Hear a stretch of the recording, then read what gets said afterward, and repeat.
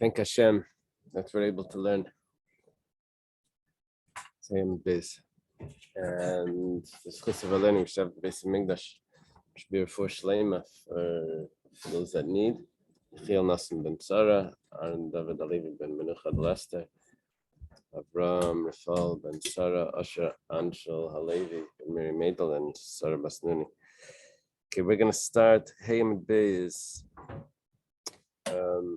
8 lines from the bottom. So it's the end of the line, at least in my traditional Gemara. Rav Idi Avua de Rav Yaakov Bar Idi. Rav Idi, the father of Rav Yaakov Bar Idi.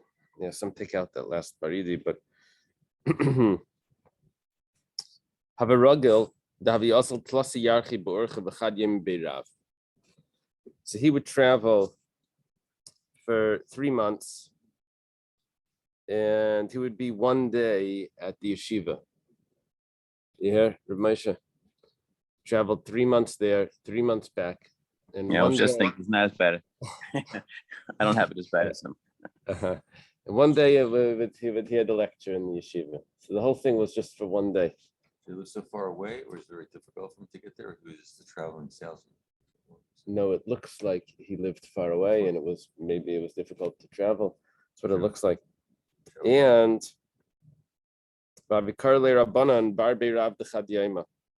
there's an expression, Bar Beirav de Chad means like someone that just showed up in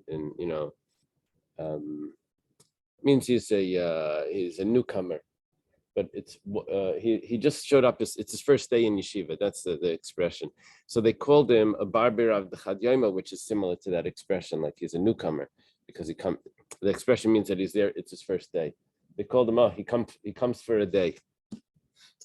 So Chalash Taitei. He felt bad that look at how they're treating him. Travels for 3 months, for 6 months. So he said about himself that I'll be a joke to my friends. Just they laugh at me.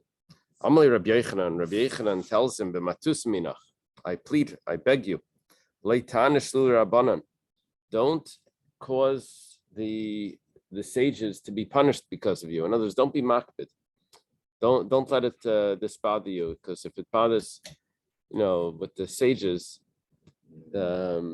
they would get punished if one of them felt bad. With Rabbi Yochanan, they don't always have good endings. So Nafak Rabbi Yochanan lebei midrasha v'daras. So Rabbi Yochanan goes to the base medrash and he gives a speech. It says, "Va'isi yom yidrushun v'das deracha yechpetzun." Me, it's referring to Hashem. It's the prophet saying, they seek me every day, and they yearn to know my way. What does it say? Day by day, they seek me. They seek me. What about by night? It says,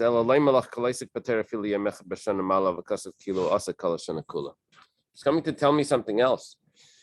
It's coming to tell me that someone that studies Torah just for 1 day, it's as if he studied Torah the whole year. Whoa. Yeah. I guess something similar to this would be, Alter Rebbe writes in Tanya that if you have kavana in davening, even 1 time, it elevates all the other davenings of the year. And each paragraph of davening could be from a different day. And you get 1 full davening and all the prayers go, because this is concept in Chassidus, the prayers going up.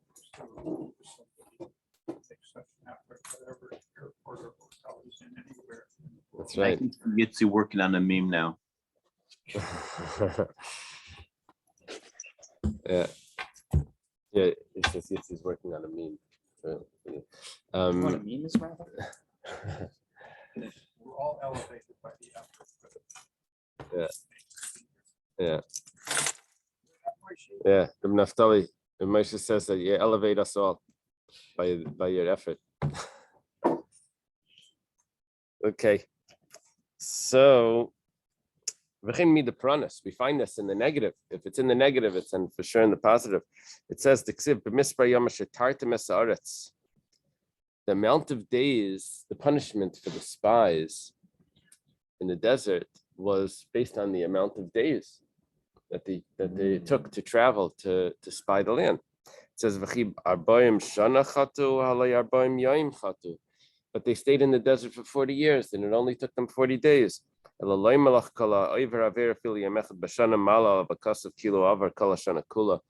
as if they violated it for the whole year. So if that's the way it is for the year, for the negative, so for the positive, it's as if they studied Torah the whole year. The Okay. negative works, the positive works. Yeah. One day of positivity, one day of negativity. Now, Rashi points out that he would travel after Pesach, 3 months. We'd get there, so it would be some Iyar, Sivan, Tammuz. And then he would come back of Elul Tishrei. Problem is, would that work perfectly, or is he missing 7 days? He wanted to be back in his house for Sukkot. Took him 3 months to get there. He would stay for a day and then come back right after Pesach. So yeah, He's missing 7 days, no? it means exactly 3 months. Yeah, I guess it doesn't mean exactly 3 months. Wow. Yeah, when you travel 6 months and you hear one shir, that shir you remember.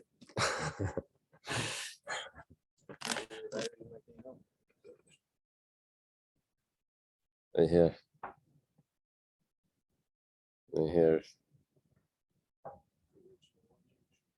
Right, the wandering Jew. Okay. Ezu Katan. We had in the Mishnah, who's considered a child that's exempt from going to the temple? Anyone that can't go on his father's shoulders. That was the opinion of Beishamai. Right. Basil says that anyone that can't walk holding his father's hand from Yerushalayim to the Harabayas.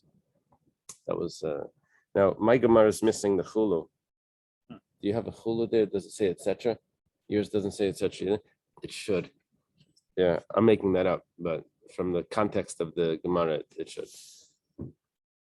Maskeflar observe because it's only quoting Beishamai, and the Gemara's discussion is going to be quoting Beisilo. So the chulu would resolve that issue. Maskeflar Reb Zera.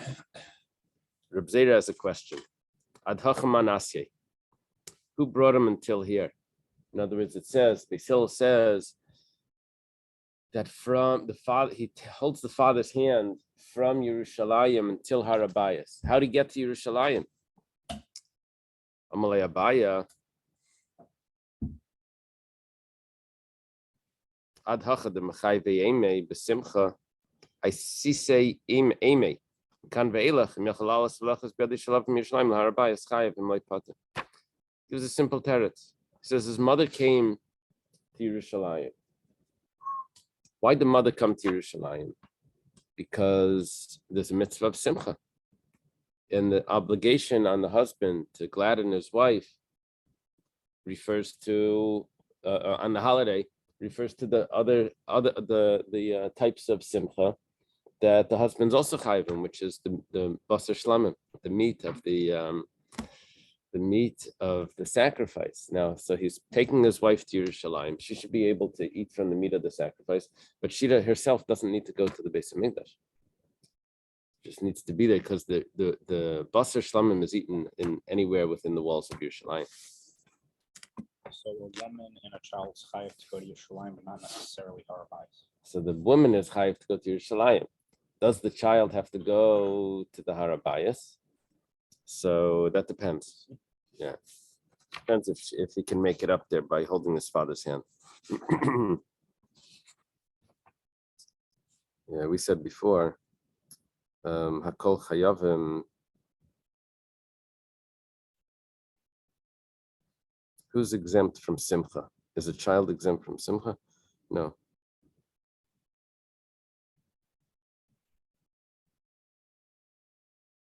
we spoke earlier that someone who is deaf or mute is Yeah. exempt.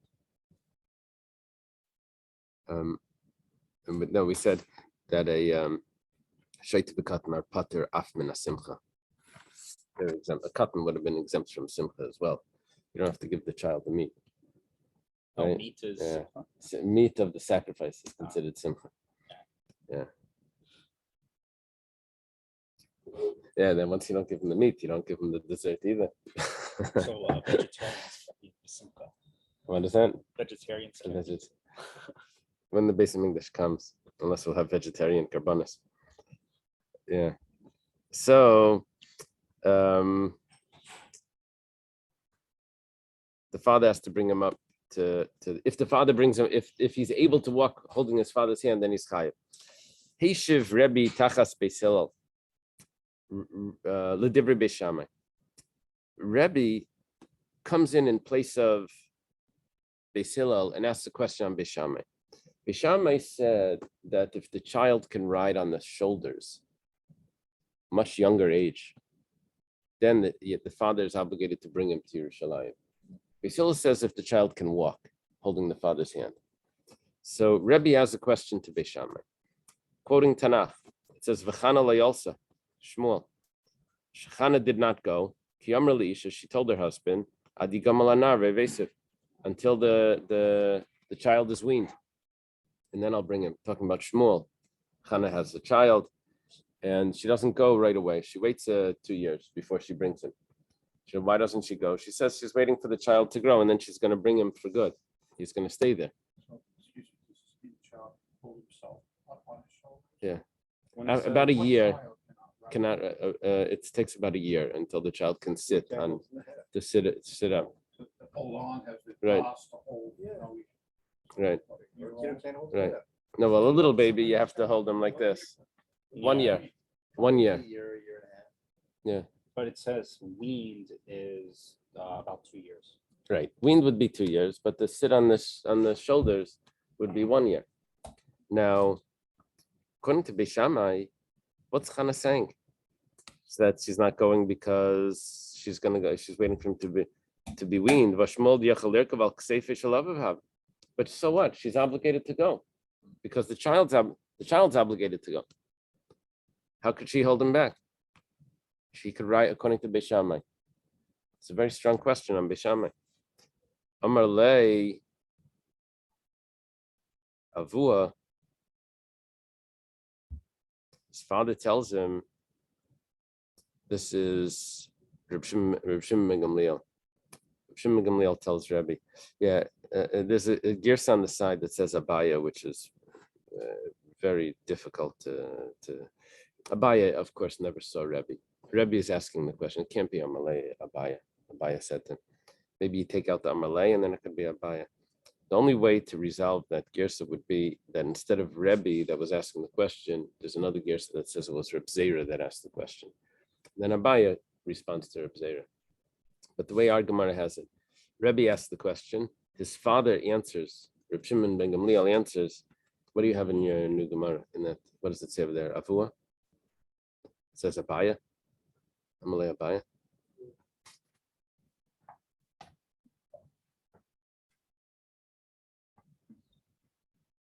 Yeah, you have Avua without any note here at all. They don't even get into it. Okay. I have a note on the side that says Abaya. So his father tells him, says, I have a question. By the way, they were going to the Mishkan Shiloh. So I'm talking about Yerushalayim and whatever, but it would be the same concept. They were obligated to go to the Mishkan. But where was Chana? Why didn't Chana go?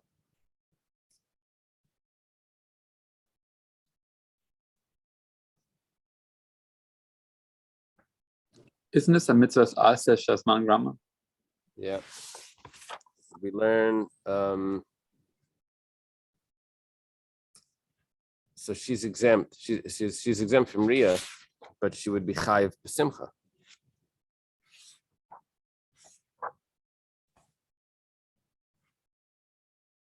No, that's what we're saying, that she should be chayiv b'simcha. Yeah, the Gemara says, "Milay mechayva b'simcha." Isn't she obligated in simcha to go and eat the meat? Elachana mifan kusa yisera chazi be b'shmuel. She saw that Shmuel was very delicate. V'chasha be b'shmuel l'chol shadorcha, and she was concerned that Shmuel would be affected by the travel. So she didn't go because Shmuel is considered a chayla, sick. Sick person doesn't have to go and is exempt. And she's a chayla of mishamsheyan, an assistant to a chayla, is also exempt. Yeah, that's the halacha. A sick person includes the people that are helping him. So that's why she doesn't go. And so then we lose the whole question. The whole question was, what if he can ride on the shoulder when he's 1 year old? Why doesn't he go? According to Beis Shammai, the answer is he didn't go for a different reason, because he was considered sick. Yeah. Boy, Reb Shimon. I don't know. He passed away at 52, but I don't know if that means. Yeah. I don't know about that. He traveled always his whole life. No, doesn't it say he traveled around? Yeah. They translated here as pampering. That's for you. It was extra pampering. It's supposed to be delicate. Oh. Maybe Uh-huh. She thought he needed. The weakness would affect him. He would Uh-huh. become weak from traveling. All right. Okay. Boy, Reb Shimon, on the side it says Ben Lakish. Katan chigel l'divrei Beis Shammai v'simul l'divrei Shneim mahu. That's a very interesting question. If the child is lame, he's limping. Now, according to Beis Shammai, how does a child get to the Beis Hamikdash? From the age when the father can take him on the shoulder. Let's say this child, if he would walk, he would be limping. But he doesn't have to walk. The father takes him on the shoulder. Summa l'divrei Shneim. If he's blind, so he wouldn't walk on his own. But so what? Because according to Beis Hillel, he goes holding his father's hand. The blind person can walk holding someone's hand. So Mahu, what's the din? Gemara says, 1 second. First, let's clarify the question. Hechidami. Are we talking about that he's lame for life? He's always going to limp, and he's always going to be blind. 1 second. Why does a child have to practice this? Because we want to train him when he's adult, he's going to be obligated. If you don't train him now, what's he going to be when he's older? But this child, when he's older, is going to be exempt anyway. So why does he need the training? So it must be talking about that he's going to get healed. So right now he has this ailment, and when he's older, he's going to be fine. So if we don't train him now, how's he going to know what to do when he's older? So we have to train him now. Or maybe if he's older and he has this ailment, he would be exempt. So now you're going to make him suffer. You see, there's two approaches to this. Do we take the exemptions of an adult and apply it to chinuch, and he's exempt? Or do we say that chinuch is just the training for when he's an adult, and we don't take those adult exemptions? So Amar Abaye answers the question just as a rule. He says, Kol hechad gadol mechayev midaraisa, katnami mechanchelim midarabanan. It has to be a scenario that the adult would be chayev midaraisa, then the child is trained midarabanan. Kol hechad gadol pater midaraisa, midarabanan katnami pater. If the child is exempt from the daraisa, if the adult, if he would be an adult, he would be exempt midaraisa. So then as a child, he's exempt midarabanan, which means that this child, that when he's adult, he's going to be chayev.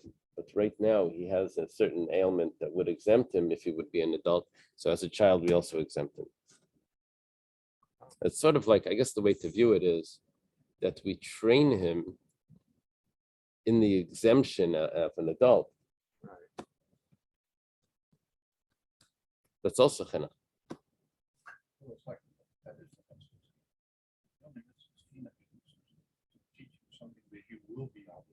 Right. Now, when he's adult, he's not going to be lame, so he's going to be obligated. But So this is now, temporary problem as a Right. kid, right, but you have to know that. But then they say, oh, this is permanent. You'll never use your eyes again. You'll never be able to see. Then he goes to visit the Rebbe. Right. then he would be exempt. Yeah, then he would be exempt. But here, here we're saying, even though we know it's temporary, he's still exempt. Uh-huh. Okay. That's so if you know it's temporary, he's still exempt as a kid. Yeah, because if he would be an adult, he would be exempt at this point in this situation. Okay, Beishama Yemer Maria Shtei Kesef Chulu. We have a machlekes in the Mishnah. Excuse me, is that the end? Yeah, We that's the don't- whole. Conflict. Yeah. And it's unresolved, or No, we answer that we train the child to be exempt, just like he would be exempt as an adult, which means we don't take him to Yerushalayim. We have a machlekes in the Mishnah between Bishami and Basil, how much to spend on the sacrifices. Bishami says spend more on the one that's going to be an oila, that's a burnt offering, goes just to Hashem. Basil says spend more on the one that's going to be eaten. Spend the 2 ma on the one that's going to be eaten, which is the shlamim. The oila means a burnt offering. It's totally consumed by the fire. And the shlamim, the chagigah, is going to be the more expensive one. The riyah, carbon riyah, is called an oilas riyah. That's the burnt offering. It goes like this. Taner Rabbanan was taught in the Brayso. Bishama yemrem hariyah shtei kesef v'chagigah ma kesef. Bishami says the riyah, the carbon riyah, which is the burnt offering, when you visit the temple, that has to be 2 silver coins.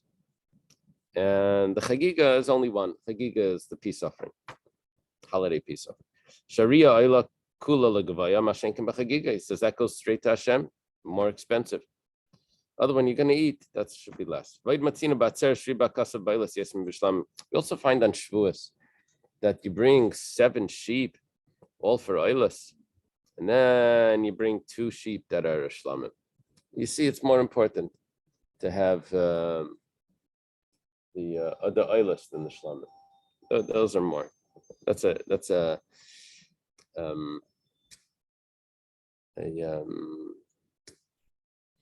symbolic way of letting us know that that's the way you should do it. Basil says the opposite. Chagigah is 2 coins. Basil claims that before the Torah was given, we were already bringing a carbon chagigah. Where was that? It says that when we reached Mount Sinai, the Torah was given on the 6th day, but on the 5th day or the 4th day, so they sent the lads, the Bechirim, and they brought a sacrifice.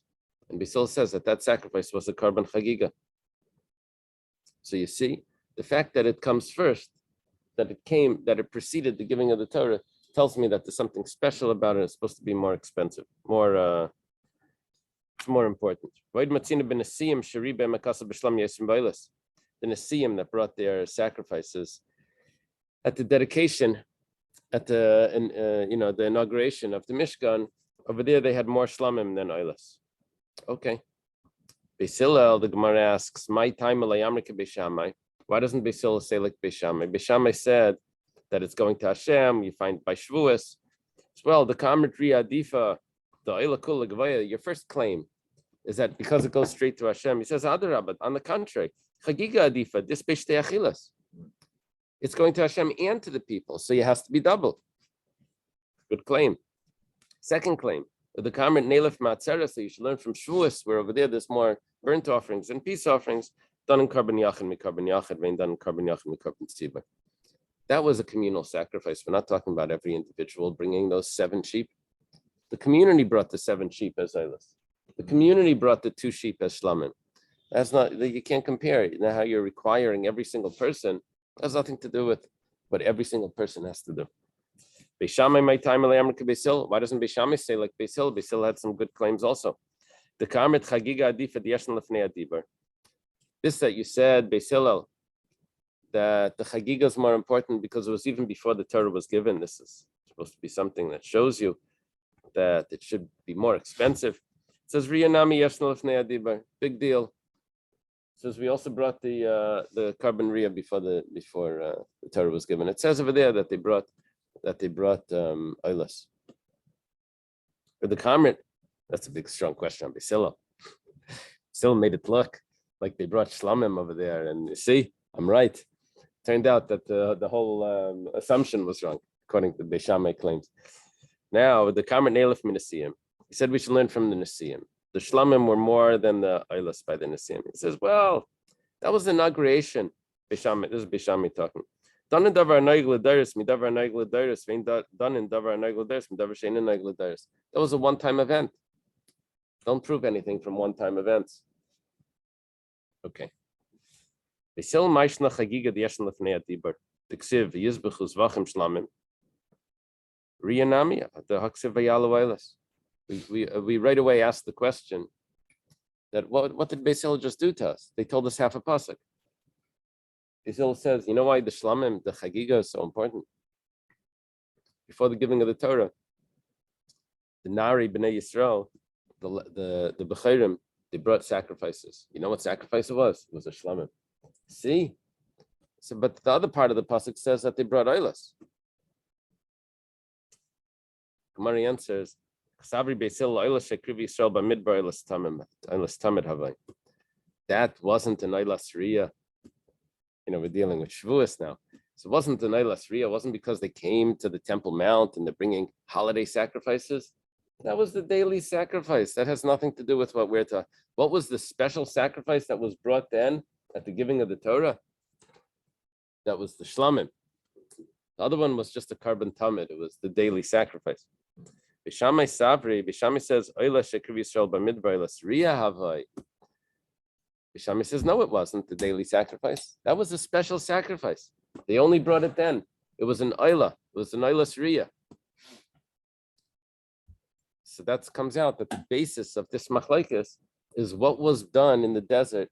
It's a historical machlekes which has an effect on how much we need to spend. In the desert, when they brought that sacrifice, was it a carbon tamid or was it an oilas riyah? Both of them are oilas. But was it a daily sacrifice or was it the holiday visiting the temple sacrifice? Amar Abaya. Abaya, he does this in several places in Shas. He comes in and he says, I'm going to give you a whole string of rabbis that all hold the same thing. Now, they don't hold exactly the same thing, but what we're discussing, it's good enough. You know, they all have a common opinion.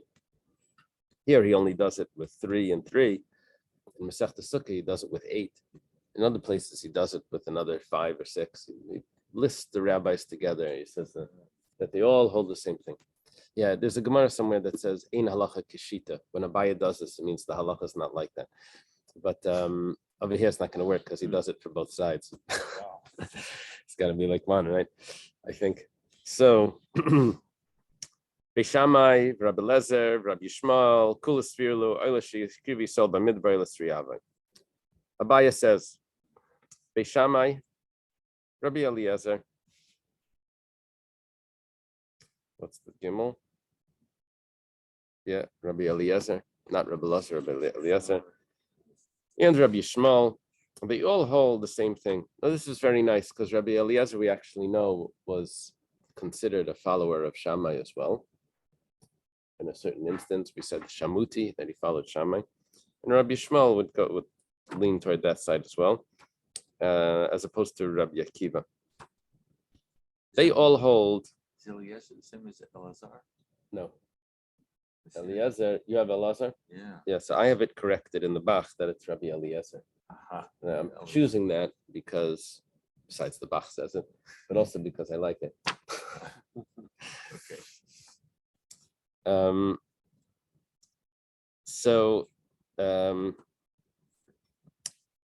That Oyla Shekriv Yisrael Bamidbar Oylas Riyah Havai. It was considered what sacrifice did they bring at the giving of the Torah? It was an Oylas Riyah. It was a holiday sacrifice. You see, the holiday sacrifice came then as an Oyla. The Oyla is more expensive, etc. Beis Hillel, Rabbi Akiva, Rabbi Yossi Aglili, Kol Svir La Oyla Shekriv Yisrael Bamidbar Oylas Tamid Havai. You can't learn from that anything about our sacrifices because the sacrifice that they brought in the desert was the regular daily sacrifice, which has nothing to do with what our discussion. The Tamid. That's a daily sacrifice. That was completely burnt also. That was also completely burnt. But it doesn't tell us how important the Eilas Riyah was or is, because that's a different sacrifice. Beishamai, now we go back to explain where do we get these opinions from. I mean, just to throw out the names is nice, but now we have to go through where exactly they said that. Beishamai Hadaman. Beishamai, you already told me what they held. That they held that was considered Eilas Riyah, and that's why you can't learn from that. Rabbi Yishmael, where does Rabbi Yishmael say that there was the Eilas Riyah? It says, Ditani, we have a brisa. Rabbi Yishmael Omer, Rabbi Yishmael's opinion is, Klolos Nemer B'Sinai, Pratas Ba'il Mayid. The Torah wasn't given with all the details immediately. We got the details later. In the Oil Mayid, after the tabernacle was set up, and Moshe was teaching us, the Torah was hearing the details, so he taught us more. He taught us more details. Now, originally, it only told us to bring the sacrifice. What did we learn in Sefer Vayikra? Hashem spoke to Moshe. He called to Moshe from the tent of meeting, right? In Sefer Vayikra, and over there it says that a burnt offering, it's not just a burnt offering. You have to open it up and you have to take out this limb and that limb, and that you burn on the fire, and then you burn the rest on the fire. It's supposed to be done in stages. It wasn't just you take the whole thing and put it on. So that was learned later. So we'll see in a moment why that's significant. Rabbi Akiva Amar Klalos Pratas Nemer B'Sinai V'Nishna Ba'il Mayid. Rabbi Akiva says no. I know that Sefer Vayikra comes after the giving of the Torah, but the oral Torah of Sefer Vayikra was already told to us at Sinai. We had all the halachas originally as well, all the details. Torah is not completely in order. It doesn't really have to do with that. It has to do with how the Torah was given to us. Oh, okay. So the chronology. Yeah. Okay. So Rabbi Kiva says, "Klolos Pratas Nemer B'Sinai V'Nishna Ba'il Mayid V'Nishtal B'Arvis Mayav," and it was said again in Arvis Mayav. So we heard the Torah 3 times. By the way, that's associated with Shnai Mikra V'Echa Targum. That we read the Torah twice, and then we say it again in the translation, because when it was given over in Arvis Mayav, it was Be'er Hetiv. It was given over in the different languages. Yeah, I've heard some people Sinai. Seder to do that. Oyel Mayed, the 10th, right? And then Arvas Mayav, right before they went into the land, in the plains of Mayav, right? Before the Moshe passes away. Now let's get to the point. What were we talking about over here? Talking about that Rabbi Yishmael somehow holds that the sacrifice that was brought in the desert by the giving of the Torah was considered an Eilas Riyah and not an Eilas Tamid. It was a holiday sacrifice. If you're going to accept Beis Hillel's view that it was a daily sacrifice, now according to Rabbi Akiva, fine, but according to Rabbi Yishmael, how did they bring the daily sacrifice if they didn't have the details of how to do it? If it was a one-time event, so fine. But if it's going to be something that's going to continue on after the giving of the Torah, and it's going to continue on daily, so they're going to say that before we did it, it wasn't really kosher because we didn't do it right. And now that we have those details, now we do it right. So it must be that the sacrifice that they brought then was just an Eilas Riyah, it wasn't an Eilas Tamid.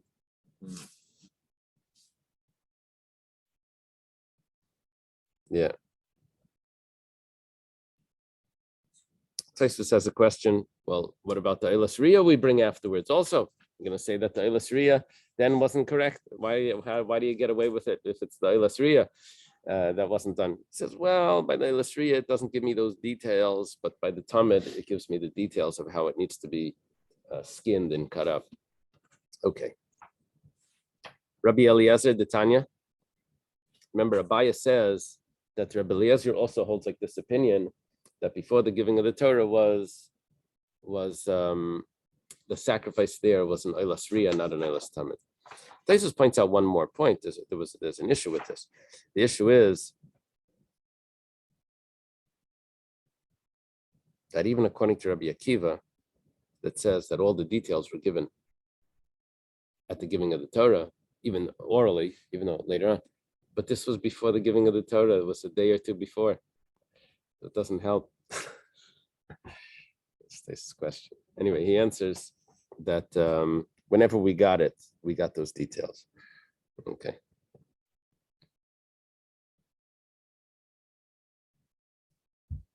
Yeah. Rabbi Eliezer, what was Rabbi Eliezer's view? It says, the Tanya Eilas Tamid Hasuya Bahar Sinai.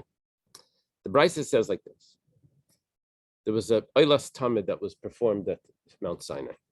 Rabbi Eliezer Omer Ma'aseh Nemer B'Sinai B'Yatzma Lekarva. It wasn't actually performed. It was only taught, but it was performed later. It wasn't performed at Sinai. That means what was done at Sinai? The holiday sacrifice, that fits exactly with Beis Shammai, that fits with Rabbi Shmuel. Rabbi Kiva Imer, now we go to the other side. Where's he getting that fact that it wasn't actually, that the carbon wasn't actually given, but it was taught? I don't know. Maybe it was an oral law that was back there. Yeah, I'm not sure where that comes from. Okay. Maybe from a piece that's coming up.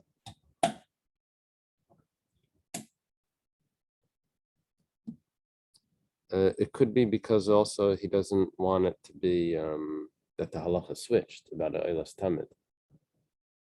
That first we brought it like that, and then when we learn tomorrow, I'm not sure. Well, the same is also true with the Mishnah. Like they were first taught, and then it was like a few years later. Oh, you mean when they actually did it, right? Yeah. Okay. Rabbi Akiva Imer, Karva v'shuvlei Pascha. No. Akiva says that they brought the Eilas Tamid and they never stopped.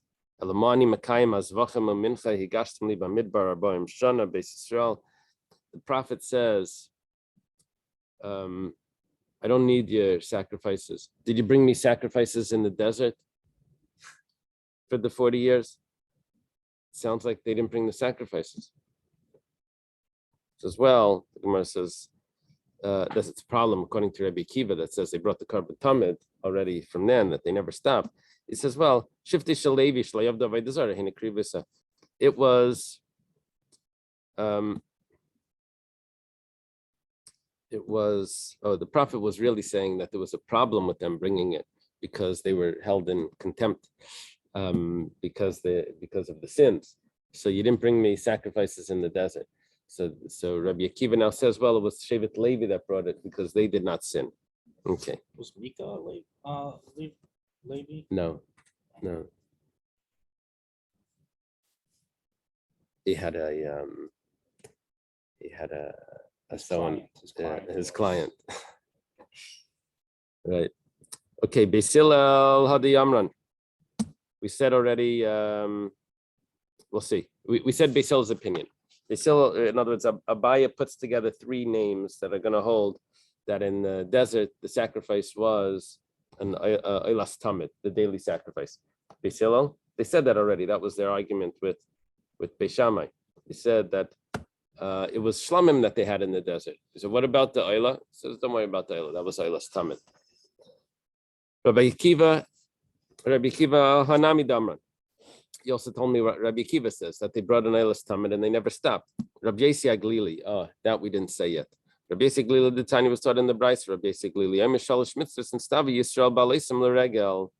Rabbi Yesi Aglili says 3 mitzvahs a Jewish person is obligated to do when he comes up to the holiday. Riyah v'Chagigah v'Simcha.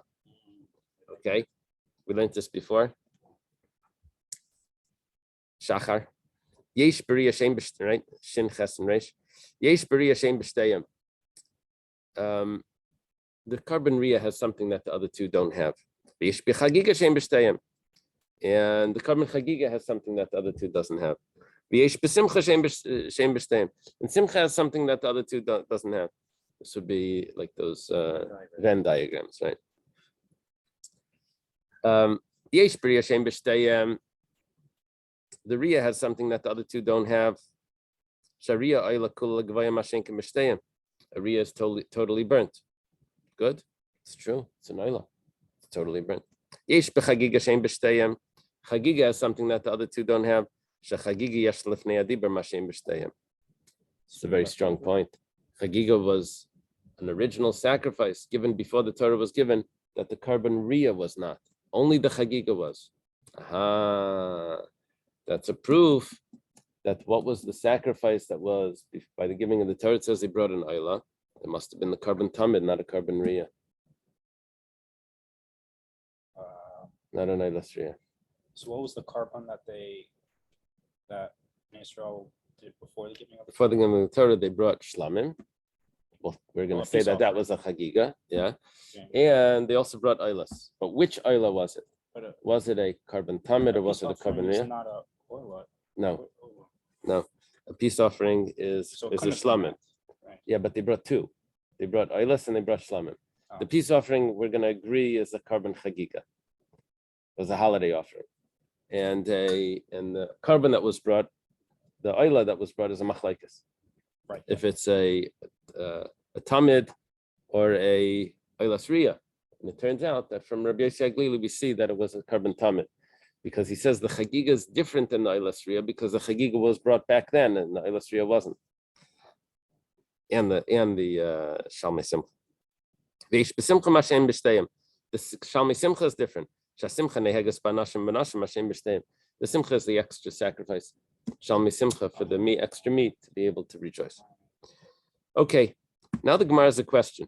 Rabbi Shmuel, my time why did you have to set up Rabbi Shmuel to hold like Beishamai? You know why we did that? Because we didn't want the carbon tamid to change the way it's being brought from before the giving of the Torah to after the giving of the Torah, because we didn't have those details back then. That was a problem. If you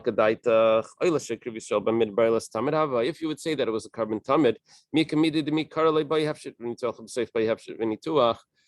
is there anything that originally was done one way without being cut up? And then after the Torah is given, we learn those details. We have to cut up the sacrifice differently. That was your whole issue. And because of that, you told me that it wasn't considered a carbon tamid. It had to be a aylas riyah. Rabbi Yossi Aglili damar aylas shekriv Yisrael b'midbar aylas tamid havai mikar le'bayin hefshet nituach l'b'seif bayin hefshet v'nituach. Rabbi Yossi Aglili says that. He says that it was a carbon tamid. And he just says that, so what? Originally, they brought it one way. When they learned, they brought it differently. Why did he make such a big deal about this? The tiny we have a brisa. Rabbi Yossi Aglili Omer. Aylashe yikrivi Yisrael b'midbar eina tuna hefshet nituach. When we learned more, we did it differently. Aha. Strong question. The Gemara answers, Sami Mikan Rabbi Shmuel. Erase Rabbi Shmuel from the list. You're right. There's only two people on Beishamai's side. Beishamai and Rabbi Eliezer. What's wrong?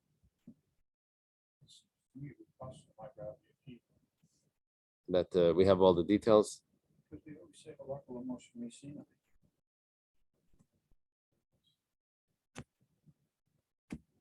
Why are we saying Sinai?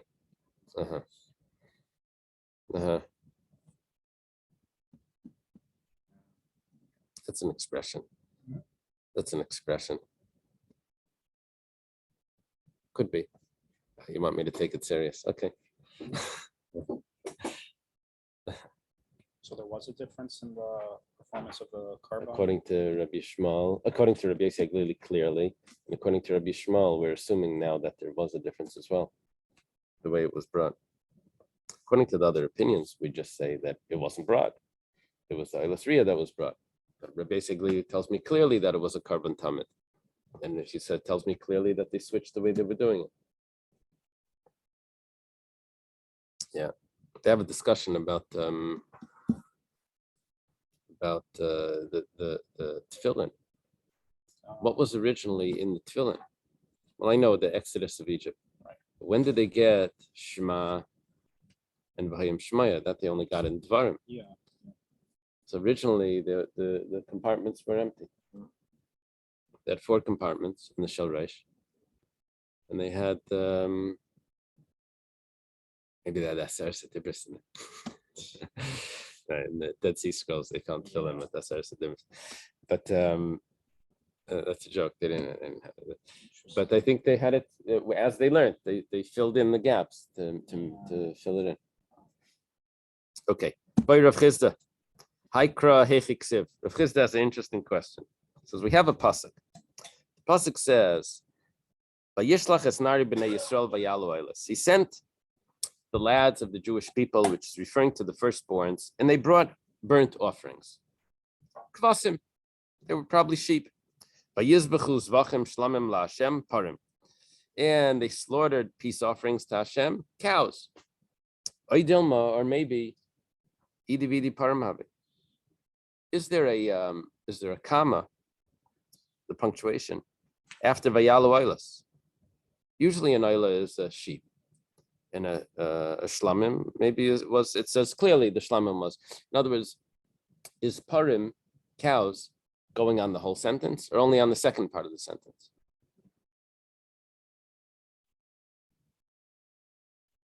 Okay. L'may nafkamina. What's the difference? Well, if you go back there, it's still not going to make a difference. What's the difference? What animal it was? It's all over, right? So the Gemara says, Marzutra Amar Lepisik Taimim. Well, we'd like to know how to read the sentence. Should we put a pause by Yishlach Esnari b'nei Yisrael vayalu eilos? I don't know the trap over here, but and then you would say V'yizbechu zvachim shlamim laHashem parim. You put a pause in between, like an asnachta or something. Okay, that could be a difference. Ravacha Brei Rav Amar La'imar Harei Alai Oila Kailash Shekrivi Yisrael Bamidbar. My parim havi akvasim havi. Let's say someone accepts on himself that he's going to bring us an oila offering, a burnt offering, and the detail that he adds in, what type of burnt offering? He says, "I'm going to bring the burnt offering the same way they brought in the desert." So does he bring a sheep or does he bring a cow? So Gemara says, "Well, Teiko, we don't have an answer to that. That's going to be a question. Don't know how to read that pasuk." Yeah. Okay, let's leave it over here. So he's in trouble. Yeah.